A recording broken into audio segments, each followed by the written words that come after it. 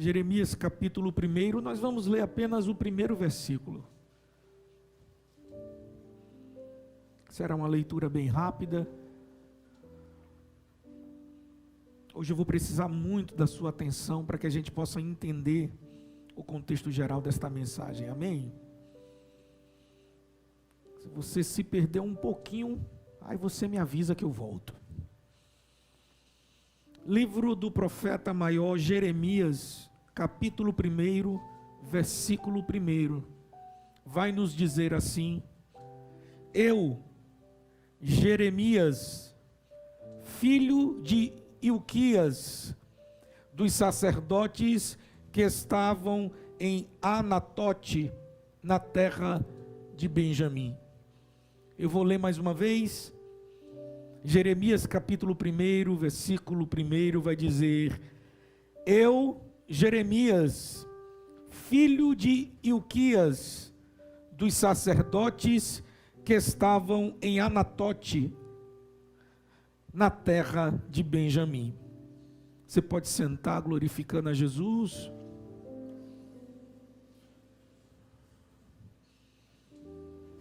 Meus irmãos, todos nós cremos que a nossa vida é feita de escolhas. As escolhas do nosso passado, elas resultam naquilo que estamos colhendo hoje. E aquilo que plantamos hoje é o que determinará os nossos resultados de amanhã. Então a nossa vida é feita de escolhas. O que escolhemos, nós semeamos, nós colhemos. Só que nesse texto de Jeremias capítulo 1, versículo 1, nos revela 3 coisas que você não escolheu.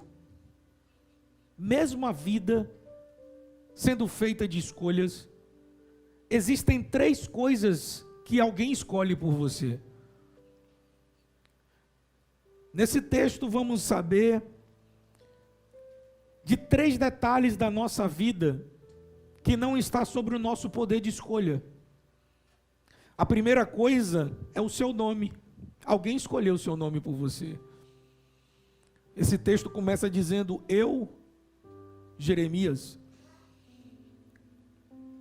Então a primeira coisa que você não tem um direito de escolha é o seu próprio nome. A segunda coisa é a sua família. A Bíblia vai dizer: Jeremias, filho de Ilquias. Se você gosta, se você não gosta, não importa o que você acha, não tem como mudar. É uma escolha que você não pode fazer acepção. Então a primeira coisa que você escolhe é o seu nome. A segunda coisa é a sua família. E a terceira, o lugar de seu nascimento. Você não tem como escolher onde você vai nascer. Alguém vai tomar esse partido e fazer essa escolha por você. Fez, né? Se você está aqui. Aí o texto vai dizer que estava em Anatote, terra de Benjamim. E está aí um detalhe, que dentre os profetas maiores da Bíblia, apenas Jeremias tomou partido de narrar sua história dessa forma. Nenhum profeta maior da Bíblia começou a dissertar sobre o seu livro, dizendo o local aonde ele nasceu. Jeremias, ele é o único que dá referência ao seu lugar de nascimento. Nenhum outro livro da Bíblia começa dando referência de si mesmo, da onde você veio. E nesse texto a Bíblia vai dizer: eu, Jeremias, filho de Ilquias, que estava em Anatote, terra de Benjamim. Então ele dá o seu nome, o nome do seu pai, representando a sua família, e o seu local de nascimento. Por que é que Jeremias ele dá o local de nascimento, sendo que isso não era comum? Por que Jeremias faz referência ao lugar aonde ele nasceu? Para que a gente possa entender isso, a gente vai ter que voltar um pouco e chegar na história do rei Davi. Os 3 primeiros de Davi já haviam morrido. No caso, aquele que herdaria o trono, se tratando de uma monarquia, é o filho mais velho. Nesse caso, Adonias é o filho mais velho, é o 4º filho. Mas Deus, ele tem uma lógica diferente da nossa. A nossa lógica organiza as coisas de uma forma, e muitas vezes Deus, ele modifica aquilo que planejamos. Um exemplo disso, José foi quem herdou a promessa. Jacó foi quem herdou a promessa. Nenhum deles eram os primogênitos de seu pai. Com Davi acontece a mesma coisa. Os 3 primeiros filhos de Davi mortos, por ordem genealógica, deveria ser Adonias, o seu 4º filho, o herdeiro do trono. Mas Deus escolheu o 10º filho, chamado Salomão. Se fosse pela lógica daquilo que planejamos, nós daríamos certeza que Adonias seria o sucessor do trono. Mas não. Deus vai lá no último da fila, Salomão, e coloca em primeiro lugar. Às vezes Deus vai lá no final da fila, chama quem Ele quer e faz cumprir o propósito que Ele determinou para a vida de alguém. Às vezes a gente se preocupa muito com aquilo que nós estamos herdando, e quando na verdade o que precisamos saber é se estamos vivendo. Porque a sua vida vai ser o reflexo das conquistas que você vai ter. Na primeira carta dos Reis, no versículo 1, Davi vai estar com 70 anos de idade. A agilidade de Davi não é mais a mesma. Davi não tem mais a mesma força. Ele não tem mais o mesmo vigor. E outro detalhe, o texto de 1 Reis, você vai ver que vai citar que Davi estava tremendo muito. Eu creio que se fosse nos dias de hoje, Davi seria diagnosticado com mal de Parkinson. Porque no fim da sua vida, com 70 anos, Davi tremia demais. Diante de tanto esforço, seu sistema nervoso acabou acusando aquela doença que fazia com que ele tremesse muito. Os seus servos, achando que Davi estava com frio, arranjaram uma concubina para ele e perceberam que a tremedura de Davi não passou. Então eu tenho quase convicção que ao fim da sua vida, Davi ele sofreu de mal de Parkinson. Só que seus filhos perceberam que a fragilidade do seu pai estava muito grande, estava agravada. Adonias, o 4º filho, aquele que deveria herdar o trono, percebe que seu pai está morrendo e decide então acelerar o processo. Ele tenta dar aquilo que nós chamamos nos dias de hoje de um golpe de Estado.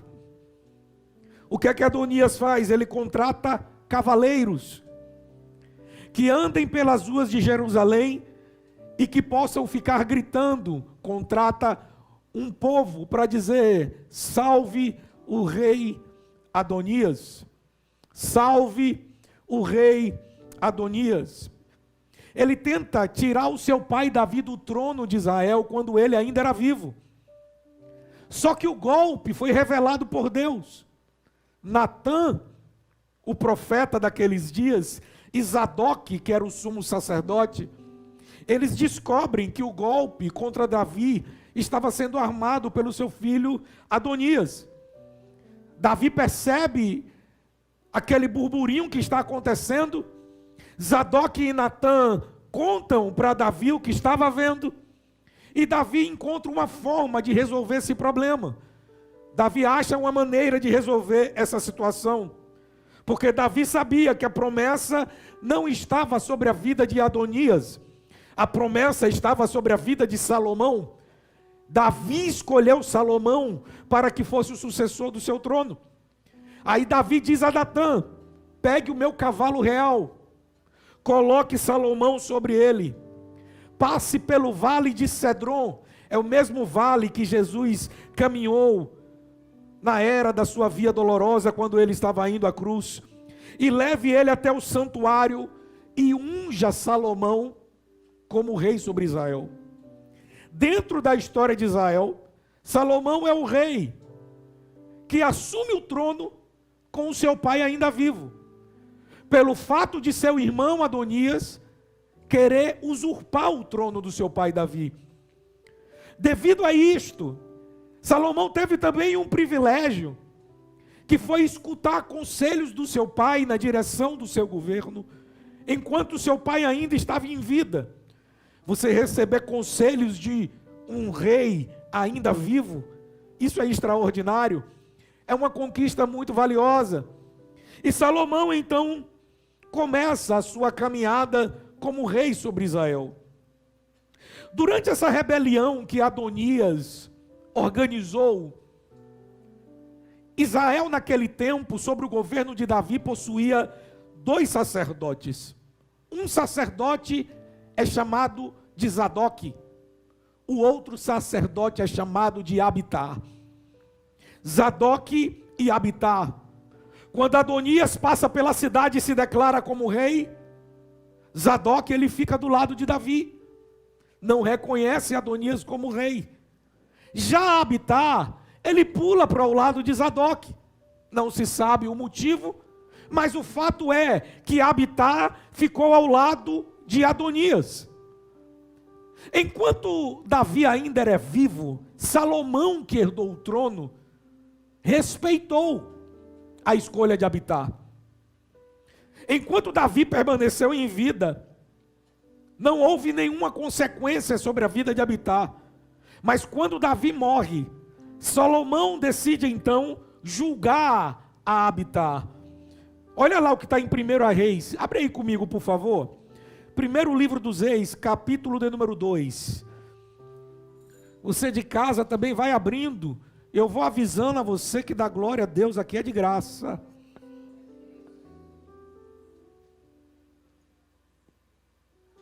Primeiro livro dos Reis, no capítulo 2, versículos 26 e 27. Vai dizer assim: E a Abitar, o sacerdote, disse o rei: Para Ananote vai, para os teus campos, porque és homem digno de morte. Porém hoje não te matarei, porquanto levaste a arca do Senhor Jeová diante de Davi o meu pai, e porquanto foste aflito em tudo quanto meu pai foi aflito. Versículo 27. Lançou, pois, Salomão fora a Abitar. Olha a consequência aí. Para que ele não fosse sacerdote do Senhor, para cumprir a palavra do Senhor, que tinha dito sobre a casa de Eli, em Siló. Olha aqui para mim. Isso que eu vou falar está em 1 Samuel. Abitar, ele é descendente de Eli. E Eli, em certo dado da sua vida, ele foi exortado por um profeta amando de Deus, porque Eli não corrigiu os seus filhos, que roubavam as ofertas do altar, e faziam orgias, eles faziam prevaricações com as mulheres que frequentavam as sinagogas. Então, quando Eli não corrige os seus filhos por cometerem pecados contra a casa de Deus, Deus enviou um sacerdote e disse: sua descendência não será mais sacerdote sobre Israel. Houve uma palavra de Deus dando uma sentença. Aí Salomão pega diante de Abitar, que é descendente de Eli, e diz: não vai mais ser sacerdote para se cumprir a palavra que foi dita contra Eli. E sobre Abitar, e sobre Anatote, eu vou te confinar sobre aquela terra. Então, a sentença que foi dada é: você vai embora, Abiatar. Abiatar, tem outras versões que vai estar escrito assim. Você vai embora para a terra de Ananote, porque você não vai ser mais sacerdote sobre Israel. E ele envia então Abiatar para Ananote. Então Ananote passou a ser, a partir de então, a terra do sacerdote amaldiçoado. A descendência de Eli vai para lá. E o texto nos leva a entender que Abiatar era de Ananote. Ele retorna para a sua terra. Então Ananote torna-se uma terra amaldiçoada. Uma terra de sacerdotes amaldiçoados. E como é que Jeremias começa o seu texto? Lá em Jeremias capítulo 1, versículo 1. Eu sou Jeremias, filho de Ilquias, dos sacerdotes que estavam em Ananote. O que é que Jeremias está falando logo no primeiro versículo? Olha, eu não escolhi meu pai, eu não escolhi o meu nome, eu não escolhi o lugar onde nasci, e a terra onde eu nasci é amaldiçoada. O que é que Jeremias está dizendo para mim e para você, em outras palavras? Eu tinha tudo para dar errado. Nasci em uma terra amaldiçoada, sou descendente de alguém que foi amaldiçoado por Deus, e a palavra foi: não serás mais sacerdote sobre a casa de Israel. Ele não pediu para nascer nessa descendência, ele não pediu para ser filho do seu pai, e não pediu para viver aonde ele nasceu. Talvez o que você está vivendo hoje não faz parte do resultado das suas próprias escolhas. Talvez as consequências de algo que alguém fez trouxe você para um campo que você não desejava viver. Trouxe uma realidade para a tua vida que você não desejava que ela existisse, mas aí está você. É isso que Jeremias está dizendo nesse texto. Eu venho da terra de Ananote, Anatote. Eu venho da linhagem de Abiatar. Eu venho da descendência de um amaldiçoado. Sacerdócio em Israel, meus irmãos, é hereditário. Não existe uma faculdade para você fazer, um estudo teológico para você se tornar sacerdote. Para ser sacerdote, você primeiro precisava ser da tribo de Levi. E segundo, você precisava vir do tronco de Arão. Porque se você viesse apenas da linhagem de Levi, você era levita, mas não era sacerdote. Para ser sacerdote, além de vir da linhagem de Levi, você precisava vir da raiz do tronco de Arão. Somente dessa forma poderia ter sacerdote sobre Israel. Os sacerdotes não eram escolhidos pelo povo. Os sacerdotes vinham de forma hereditária. Era a maneira que eles achavam de dizer: é Deus que escolhe aquele que vai cuidar da parte espiritual do seu próprio povo. Porque é o povo escolhido de Deus, é o povo judeu. Então a ideia do sacerdote para o judeu não é qualquer um que pode ser. Não é qualquer filho de Levi que pode ser também. Mas observe, Eli era a raiz de Arão, mas foi amaldiçoado por Deus. Abiatar vem da descendência de Eli, vem da raiz de Eli. Jeremias vem de Abiatar. Jeremias nasce sacerdote, amaldiçoado. Jeremias, ele nasce de uma forma que ele não escolheu. Jeremias tem um ministério, mas ele não exerce, porque ele estava debaixo de maldição.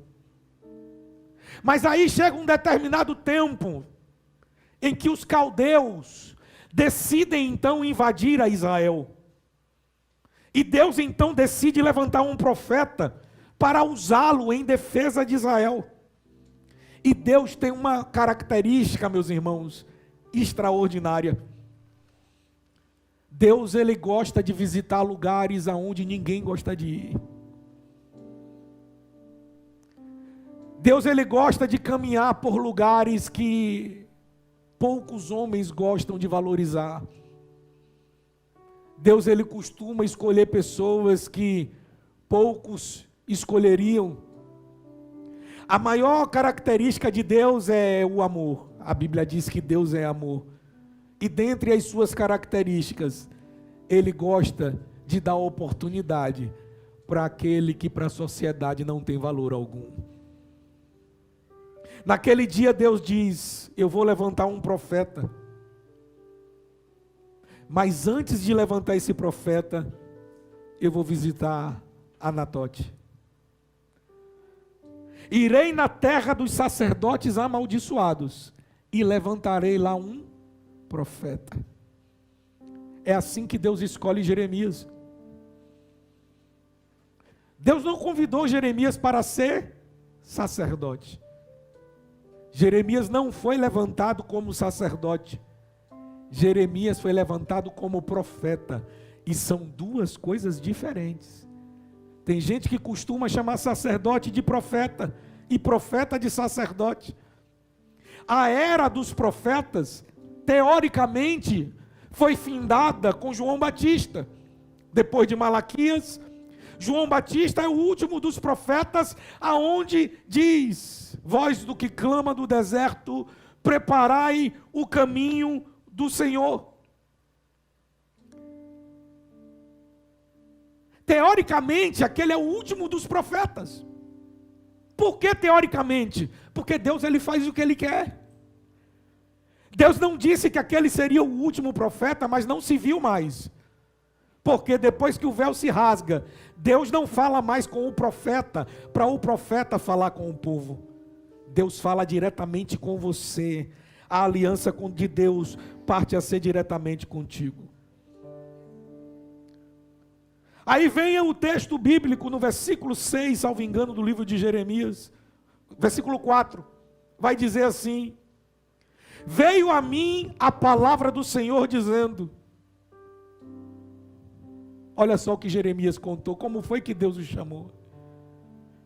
Antes que eu te formasse no ventre, eu te conheci. E antes que saísse da madre, te santifiquei, e as nações eu te dei por profeta. Olha que coisa tremenda e extraordinária, meus irmãos. Deus vai na terra dos amaldiçoados, a terra dos sacerdotes rejeitados. Tem gente lá colhendo consequência do que não plantou. Tem gente lá vivendo uma maldição que não participou. Jeremias é um desses sacerdotes amaldiçoados sem causa. Um homem de Deus, escanteado, paralisado, por conta de uma maldição que ele não participou. Estava ali um homem íntegro, um homem justo, um homem que cumpria com seus princípios, um homem que cumpria com a lei, mas não estava em exercício por conta da maldição de alguém. As maldições do passado, elas acarretam na tua vida no presente. Existem portas na sua vida que podem estar trancadas por conta de feitos dos teus antepassados. Existem portas de maldição que alcançam as gerações. Observe uma coisa: quantas famílias você conhece que a mãe é divorciada, a filha é divorciada, o filho é divorciado, parece que é uma cadeia. O divórcio alcança toda a família. Quantas famílias você conhece que vai dizer, é genética esse câncer? É porque o seu antepassado teve. O nome disso não é genética. Genética é o nome que a ciência dá para a maldição hereditária. Essa enfermidade não pertence àquela pessoa. Essa enfermidade vem de uma maldição. Vem de alguém antes dela. Existem casamentos sendo destruídos por conta de maldições dos antepassados. Existem enfermidades que estão alcançando a nossa geração por conta de maldições que foram plantadas lá atrás, malfeitos, que foram gerados em outro tempo. Mas eu quero declarar nessa noite que nenhuma maldição vai alcançar a tua vida, porque o sangue de Jesus nos purifica de todo o pecado. A Bíblia vai dizer que Jeremias, ele se apresenta dizendo, veio a mim a palavra do Senhor. Antes disso, o que é que Jeremias pensava? Nasci em uma terra amaldiçoada. Quem sou eu para ser alguma coisa? Eu não vou sair do lugar onde eu estou, eu não vou para lugar nenhum. Aí a Bíblia vai dizer que quando Jeremias estava pensando que tudo estava acabado, veio a mim a palavra do Senhor. E sabe o que é interessante também nesse texto? Esse veio a mim, para você, pode parecer que é simples. A voz de Deus, você já ouviu alguma vez? Veio a mim a palavra do Senhor. É como se ele estivesse dizendo, veio a mim a voz do Senhor. Meus irmãos, um sacerdote, para ser considerado sacerdote, não era simples. Jeremias não era qualquer um, eu vou te explicar aqui por quê. Mesmo sendo sacerdote, vindo através do DNA, vindo através de uma descendência, o sacerdote, ele precisava estudar por 5 anos com os rabinos de Israel. Gamaliel é citado como um professor, um doutor, que formava sacerdotes. São homens, doutores de lei, que treinavam e instruíam para o crescimento sacerdotal. O início do ministério de um sacerdote começava aos 25 anos. E findava quando ele completava 50 anos. Era preciso ele entender muita coisa. Por isso que ele precisava estudar. Um exemplo. Quando um pecador se apresentava diante do templo, ele precisava levar um cordeiro, um animal, para que fosse sacrificado para a remissão dos seus pecados.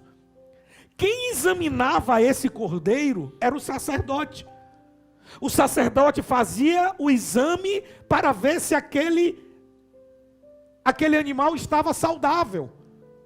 Se aquele animal apresentasse alguma doença ou tivesse alguma mancha, seria um animal inapropriado para o sacrifício. E se o sacerdote escolhesse o animal errado, a culpa não viria sobre o pecador. O pecador seria purificado. Mas o sacerdote receberia a culpa sobre o pecado ou a enfermidade daquele animal que foi sacrificado equivocadamente. Se ofertasse com defeito um animal impuro, um animal que não fosse puro, sem mancha e sem mácula, mácula é sem enfermidade, aquele sacrifício não era aceito por Deus, e sobre o sacerdote cairia a culpa daquele sacrifício. Uma outra função que existia em Israel é o dia de Yom Kippur. O que é o Yom Kippur? É o dia da purificação do judeu. É o dia da remissão dos pecados para um país. E existem 2 graus de sacerdotes em Israel. É o sacerdote que estudou e o sumo sacerdote. Sumo sacerdote, ele é como o bispo de todos os outros, o pastor dos pastores, o líder. O sumo sacerdote era o único que no dia da purificação, ele entrava no Santo dos Santos com um novilho para sacrificar em nome de toda a nação. O que é o Yom Kippur? Nessa purificação, o sumo sacerdote, apenas o sumo sacerdote, ele entrava no Santo dos Santos. O templo, possui 3 divisões, possuía 3 divisões, que é o átrio, o lugar santo e o Santo dos Santos. No átrio, os levitas e o povo, era o lugar onde eles tinham acesso. O lugar santo é o lugar onde ficava a menorá, onde ficava a arca da aliança, é o lugar onde ficava a mesa posta, e aonde ficavam os sacerdotes. Levitas não poderiam ir ao lugar santo, e o povo muito menos. E além do lugar santo, existia o Santo dos Santos, que é o lugar aonde ficava a arca da aliança. Somente o sumo sacerdote poderia entrar. E ele só entrava ali, meus irmãos, uma vez por ano, no dia de Yom Kippur. Ele pegava aquele novilho e preparava aquele novilho para a purificação. Depois que ele passava pelo tanque de Betesda, aonde ele imolava, porque atrás do templo possuía a porta das ovelhas. É uma porta pequena que o sacerdote passava com o animal, ele se abaixava, porque a porta era pequena de fato, levava esse novilho para ser lavado e imolado no tanque que ficava atrás do lugar de culto, do Santo dos Santos. Ficava atrás do templo. Ele lavava o animal, voltava para dentro e entrava no Santo dos Santos. No Santo dos Santos ele sacrificava o animal e espargia o sangue do animal sobre a arca. Nesse momento, Deus descia em uma nuvem e falava com o sacerdote. Desculpe, com o sumo sacerdote. Era apenas uma vez por ano. Então, para um sumo sacerdote ouvir a voz de Deus, presta atenção, ele precisava ser fiel como sacerdote durante toda a sua vida. Ter a sorte de ser escolhido como sumo sacerdote. E uma vez por ano, ele entrar dentro do Santo dos Santos, espargir o sangue do animal, esperar Deus descer, e aí ele escuta a voz de Deus. Jeremias está em Anatote, uma linhagem amaldiçoada, pensando que sua vida está acabada, quando do nada veio a mim a palavra do Senhor. Gente, isso é espetacular. Existem pessoas que passavam a vida inteira para ouvir a voz de Deus uma vez. Existem sacerdotes que nunca escutaram a voz de Deus. Estudaram, pagaram preço, foram fiéis a vida inteira, mas a Bíblia vem para Jeremias e fala: antes que tu fosse gerado, eu te escolhi. E te separei para que fosses profeta nas nações da terra. Antes mesmo de você ser criado, eu tinha um propósito na sua vida. Quando Deus ele tem um propósito, quando Deus ele tem um plano, aquilo que muita gente corre atrás, Ele traz na tua mão e te entrega. Se for plano de Deus, aquilo que você está pedindo, vai acontecer.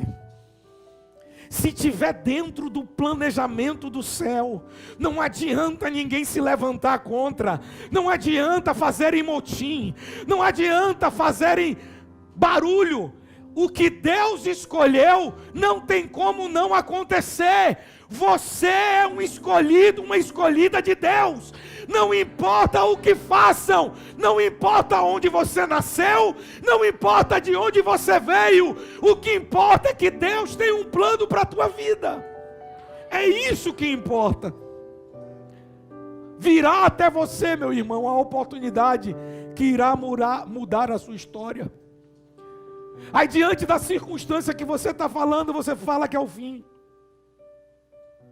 Aquilo que muita gente não viveu, vai chegar do céu como um presente para você. Tem coisas que Deus pode colocar na tua mão. Tem promessas que Deus pode dar e entregar a você. A vida de um sacerdote de Anatote não era fácil. Porque ele nascia com o estigma de amaldiçoado. Maldito, não presta para nada. Tem gente que olha para você e diz, nunca vai ter valor. Tem gente que olha para você e fala, com um passado desse, é impossível ter futuro. Tem gente que olha para as tuas circunstâncias de hoje e te julgam pelo teu agora, mas não lembram, não sabem, não conhecem a promessa que Deus entregou a você. Não importa quem se levanta contra, o que vale é a promessa que Deus te entregou. Vai acontecer milagre na sua vida. Você pode dizer amém?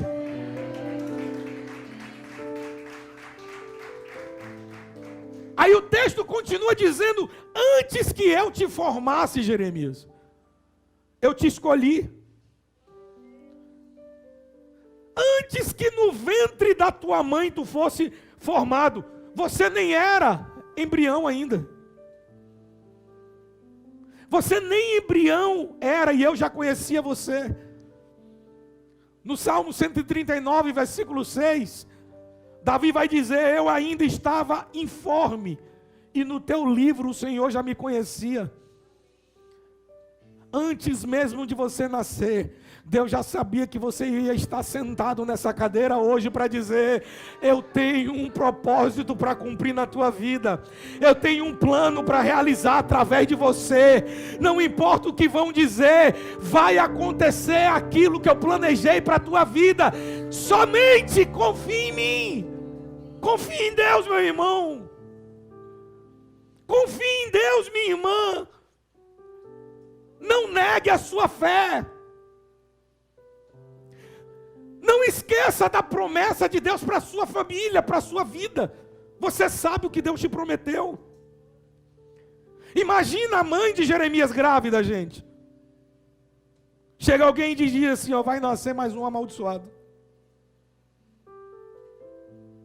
Está a mãe de Jeremias lá em Anatote, lugar onde ele nasceu.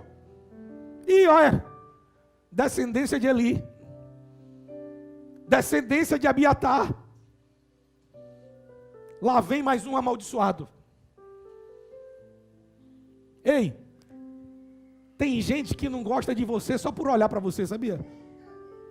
Olha para você e fala assim, eu não tenho valor nenhum.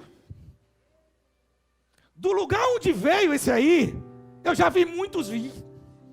É ou não é verdade? Tem gente que não confia em você. Tem gente que não acredita em você. E tem gente que nunca vai acreditar. Ei! Você está pensando que é fácil vencer?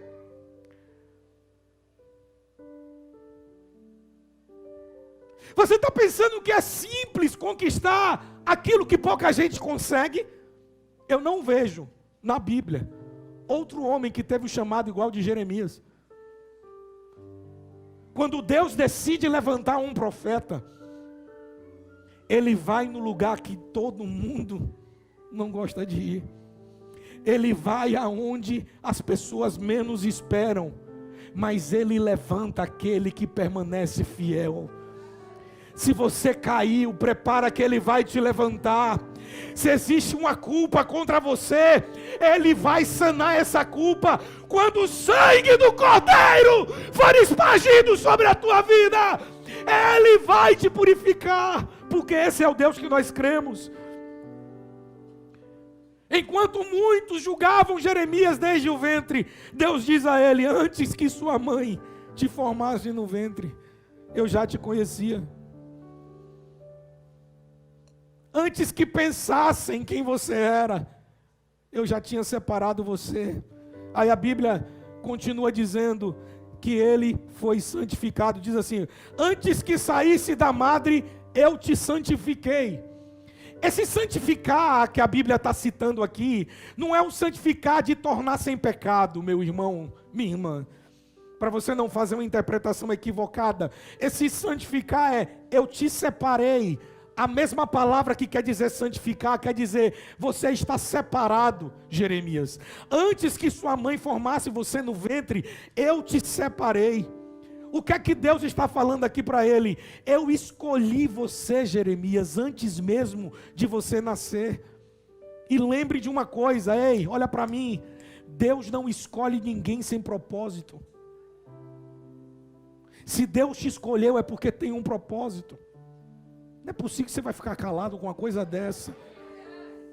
Se Deus te escolheu, existe um propósito de Deus por trás dessa escolha que Ele fez. Gente, estamos falando de um homem que veio de Anatote.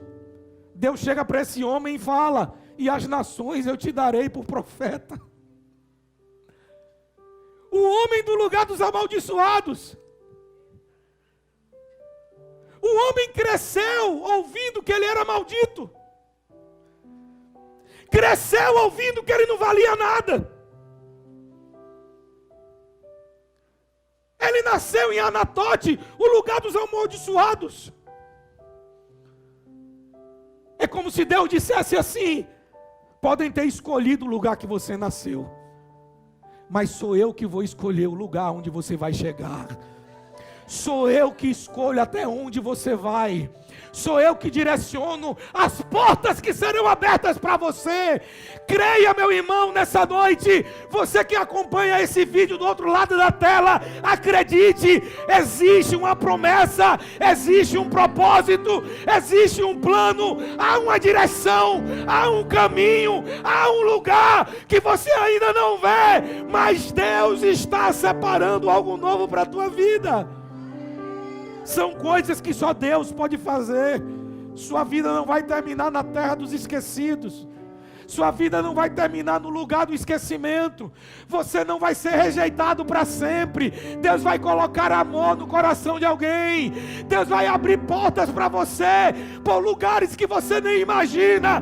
De onde você menos espera, é de lá que Ele vai aparecer. Você vai cumprir o chamado de Deus na sua vida. Você está conseguindo receber essa mensagem? Você está conseguindo entender o que essa noite Deus está falando comigo e com você? A história de Jeremias é tremenda, meus irmãos. Vê comigo aí o versículo 6 do capítulo 1, por gentileza. O versículo 6. A Bíblia vai dizer assim: então disse eu: ah, Senhor Jeová, eis que eu nem sei falar, eu sou uma criança. Mas o Senhor me disse: não me digas, eu sou uma criança, porque onde quer que tu estiver, ali estarei eu. E tudo quanto eu te mandar, você dirás: não tema diante deles, porque eu sou contigo, assim diz o Senhor. Jeremias não se sentia capaz. Sabe por quê? A construção da vida dele calcificou a fé. Como é que você escuta a voz de Deus e ainda duvida que alguma coisa vai acontecer? Ele se sentia tão rejeitado, Jeremias se sentia tão diminuído, um espírito de comiseração tão grande que ele tinha, o vitimismo dentro dele, o sentimento que não pode, o sentimento que não consegue, o sentimento que nunca vence, o sentimento que sempre tem alguém melhor, que sempre tem alguém maior, que sempre tem alguém mais preparado. Deus olha para ele e falou: mas eu te escolhi e te farei profeta sobre as nações da terra. Aí Jeremias fala: mas eu não sei falar, eu sou como uma criança, Senhor. O que é que Jeremias fala? Porque o Senhor está me escolhendo, eu não sou ninguém, moro no lugar aonde ninguém quer ir, nasci de uma descendência amaldiçoada. O que queres o Senhor comigo? Ei, é o mesmo motivo que Deus está chamando você para uma missão nessa noite. Você não tem valor para muita gente, mas você tem escolhido o caminho que te leva para a eternidade. Deus vai levantar você, Deus vai separar você, Deus vai fazer de você alguém diferente nessa terra. Você crê nisso? Faz alguma coisa então nessa noite. Olha o que diz lá no versículo 11 e 12 do capítulo 1. Ainda veio a minha palavra do Senhor dizendo: o que você vê, Jeremias? E eu disse: uma vara de amendoeira. Deus responde: disse bem, porque eu velo pela minha palavra para cumpri-la. A primeira visão que Deus entrega a Jeremias é uma vara de amendoeira. Por quê? Por que Deus dá a visão de uma vara de amendoeira? O que é que Jeremias disse para Deus? Pai, eu sou uma criança, eu não estou preparado, eu não me sinto pronto. Quando Jeremias está dizendo, eu sou uma criança, ele está dizendo, existem outros mais capacitados do que eu. Existem outros que estão mais preparados do que eu estou. Jeremias está abrindo seu coração para Deus. Aí Deus vai dar uma visão a Jeremias. Jeremias, o que é que você está vendo? Ele fala, eu estou vendo uma vara de amendoeira. Deus fala, está certo? Olha como está sabendo. Porque eu velo pela minha palavra para cumpri-la. Mas por que Deus fala sobre a vara de amendoeira? Meus irmãos, dentre todas as árvores do Oriente Médio, a amendoeira é a única que floresce antes da primavera. Só Rafinha entendeu. Dentre todas as árvores do Oriente Médio, a amendoeira é a única que floresce antes da primavera. O que é que Deus estava falando para Jeremias naquele momento? Jeremias, a caminhada ministerial é como uma vara de amendoeira. Eu faço florescer quando eu quero. Eu faço acontecer na hora que eu quiser. Eu levanto quem eu quero, quando eu quero, na hora que eu quero. E não importa o que digam, fui eu que levantei. Deus está dizendo ali, eu sou o Deus que preparo. Eu sou o Deus que coloco as coisas no lugar. Sabe por que Deus te trouxe hoje aqui, meu irmão, minha irmã? Para lhe fazer uma pergunta. Até quando você vai fugir do que eu tenho para você? Até quando você vai fugir daquilo que eu planejei para a tua vida? Até quando você vai se esconder atrás das suas limitações e vai dizer não ao meu chamado? Chegou a hora de levantarmos um exército.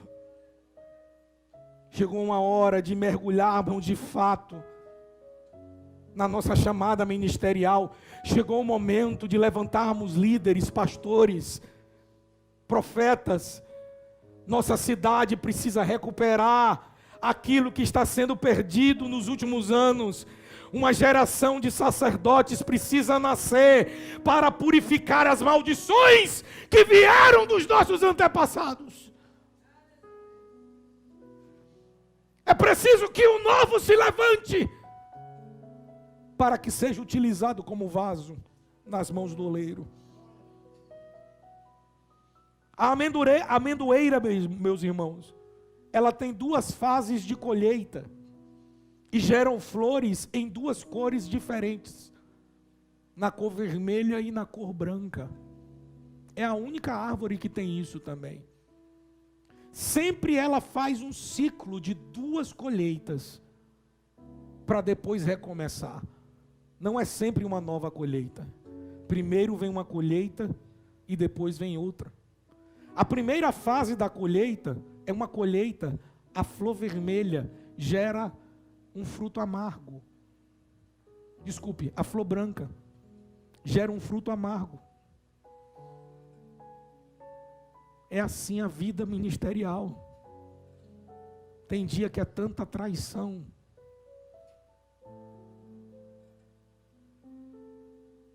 Tem dia que é tanta rejeição.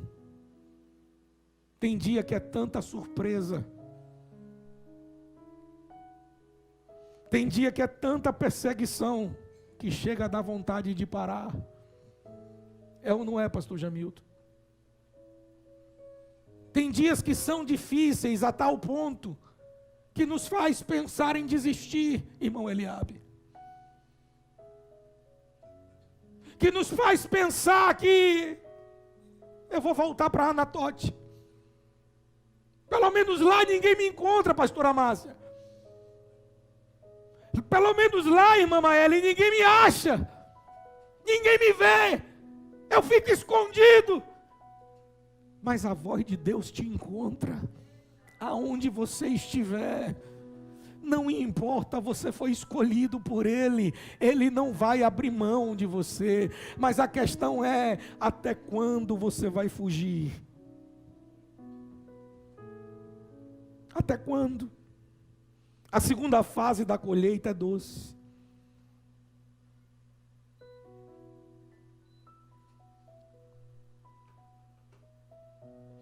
A fase boa vai chegar na tua vida também.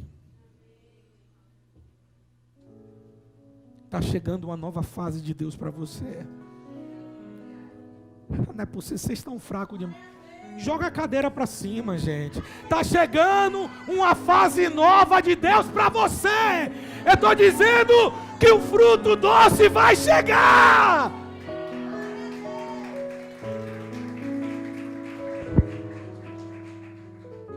Você sabe para que é que serve o óleo da amendoeira? Você sabe? Já ouviu falar do óleo da amendoeira? Você já ouviu esse nome, não já? Não já ouviu falar do óleo da amendoeira?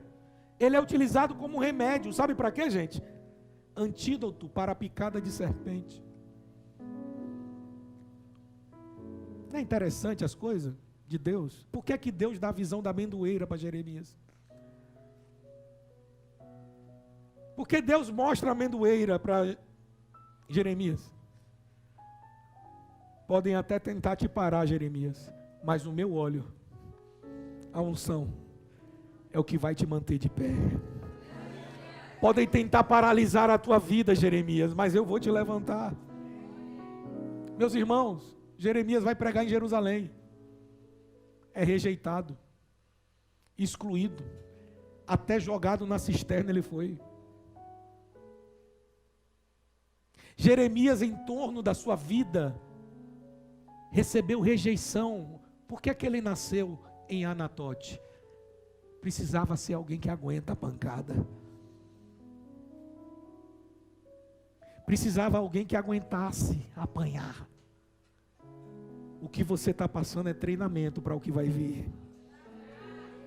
O que você está atravessando é Deus te treinando para aquilo que vai acontecer na tua vida. Ei, quanto maior a crise, maior vai ser a vitória. Quanto maior a guerra, maior vai ser a conquista. Quanto maior for a tua dor, maior será a cura. Deus vai continuar trabalhando na tua vida. Você pode dizer assim, amém? Para concluir, meus irmãos, vamos ler comigo Jeremias 32? Jeremias capítulo 32, abre aí comigo, por favor. Tem alguém comigo aqui? Eu estou sentindo muita graça de Deus nessa palavra de hoje. Jeremias capítulo 32, a partir do versículo 6.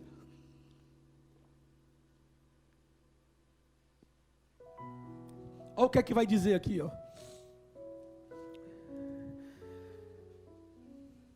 Disse, porém, Jeremias: veio a mim a palavra do Senhor dizendo: eis que Anamel, filho de Salum, teu tio, ou seja, Anamel é o que dele? Primo. Eis que teu primo, filho de Salum, virá a ti dizendo: compra o meu campo que está em Anatote, pois tens o direito de resgate, a ti compete comprá-lo. Veio, pois, a mim Hanamel, filho de meu tio, segundo a palavra do Senhor, ao pátio da guarda, e me disse: compra o meu campo que está em Anatote, na terra de Benjamim, porque teu é o direito de herança e teu é o direito do resgate. Compra-o para ti. Então entendi. Então entendi que isto era a palavra do Senhor. Comprei, pois, de Hanamel, filho do meu tio, o campo que está em Anatote, e pesei-lhe o dinheiro de 17 siclos de prata. Assinei a escritura e a selei. Chamei testemunhas e pesei-lhe o dinheiro numa balança. Até no cartório eles foram, gente. E tomei a escritura da compra, que continham os termos e as condições, tanto a que estava selada, como a cópia que estava aberta. Anatote pensou que ia te segurar.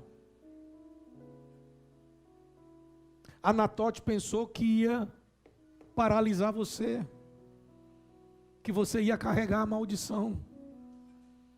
Você não tinha nada quando morava lá. Agora estão te procurando por conta da prosperidade de Deus que vem em você. Anatote foi quem carregou a maldição. Aí Deus fala para mim e para você nessa noite: mas eis que eu colocarei Anatote nas tuas mãos. Deixa eu traduzir. Quem te persegue vai te admirar. Quem se levanta contra você vai te respeitar. Vão ter que admitir aquilo que Deus escreveu na tua vida. Vão ter que reconhecer, vão ter que respeitar a unção de Deus que está sobre a tua vida. Estende assim tuas mãos, por favor. Fecha os teus olhos. Eu não sei qual é a sua Anatote. Eu não sei quem é que está querendo paralisar os planos de Deus para a tua vida. Eu não sei se você carrega alguma maldição. Mas Deus hoje te trouxe aqui, porque Ele está colocando na tua mão. Deus está colocando um Anatote diante de você. Deus está colocando os teus perseguidores, os teus traumas. Deus está colocando as tuas feridas na sua mão, para que você mude o rumo dessa história. Anatote vai mudar através daquilo que Deus vai fazer na tua vida. Agora pega essa mão e coloca no coração. Reafirma a promessa de Deus na tua vida. Reafirma aquilo que Deus falou no teu coração. Enche o teu coração de fé e aceita o chamado de Deus. Até quando você vai fugir? Até quando você vai continuar fugindo daquilo que Deus programou para a tua vida? Aceita o chamado, aceita o convite e viva como a árvore de amendoeira. Mas o fruto amargo já passou. Chegou o momento de você usufruir das riquezas do chamado de Deus para a sua vida.